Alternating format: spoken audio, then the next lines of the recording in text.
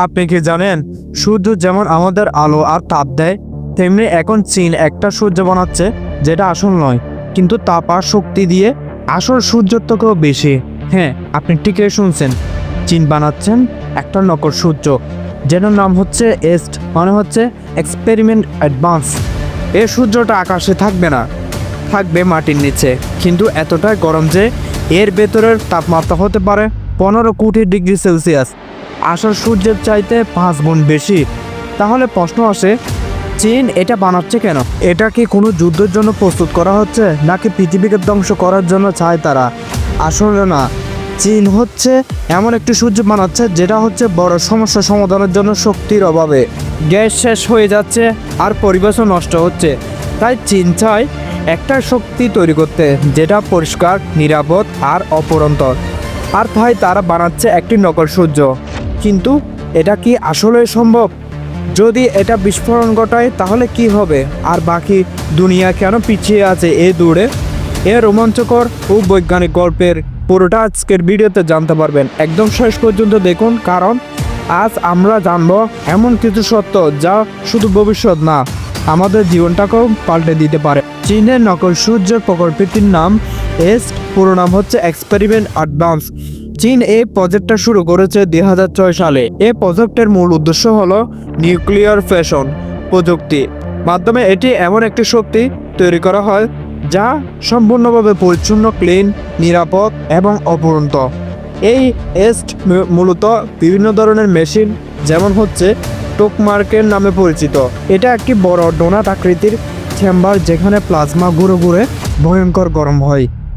Nuclear fusion মানে দুইটা hydrogen পরমাণুকে একত্র করে হিলিয়াম বানানো হয়। এই প্রক্রিয়াকে প্রচুর শক্তি বের হয়, যেটা আমাদের সূর্যের মধ্যেও ঘটে। তেল, গ্যাস বা কয়লার মতো দূষণ হয় না। তাছাড়া ইউরোপিয়ান দিয়ে যে পারমাণবিক বিদ্যুৎ তৈরি হয়, পেশন, যেখানে পারমাণবিক ফাটে। কিন্তু ফিউশন হচ্ছে এমন এক বিপরীত, এখানে পারমাণবিক জোড়া লাগে।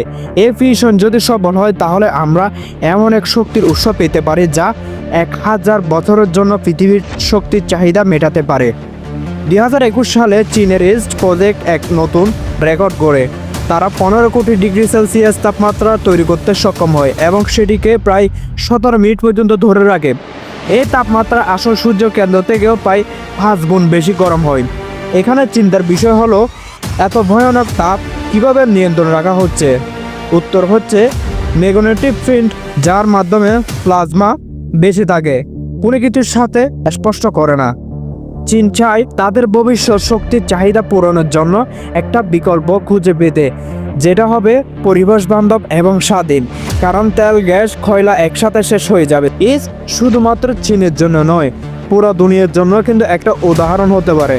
শুধু চীন নয়, তাছাড়া ইন্টারন্যাশনাল থার্মিনাল এক্সপেরিমেন্ট রেকর্ডার প্রকল্প যুক্ত, সেটা হচ্ছে বিশ্বের সবচেয়ে বড় নিউক্লিয়ার ফিউশন গবেষণা প্রজেক্ট। ফ্রান্সে তৈরি হচ্ছে বর্তমানে। এই প্রযুক্তি বাস্তবায়নে জীবনে নিয়ে আসে খুব কঠিন। এত গরম তাপ নিয়ন্ত্রণ করা, দীর্ঘ সময় ধরে শক্তি ধরে রাখা, নিরাপদ ফিউশনে রিয়াকশন করা, খরচ কমানো। এস প্রজেক্টের প্রতি বছর $100 কোটি খরচ হচ্ছে।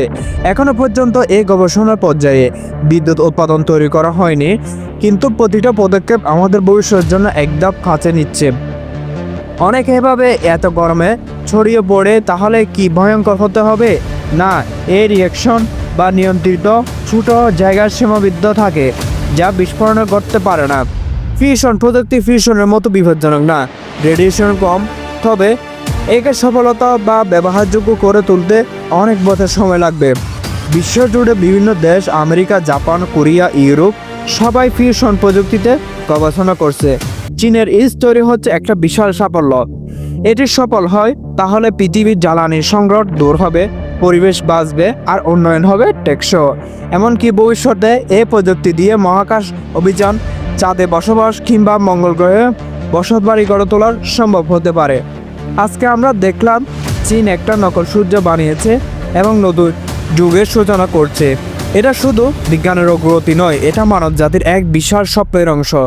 ভবিষ্যতে এই প্রযুক্তি আমাদের জীবনকে কতটা বদলে দিতে পারে সেটা এখনই বলা মুশকিল, কিন্তু দিগন্তের যে নতুন আলো আসছে সেটা স্পষ্ট।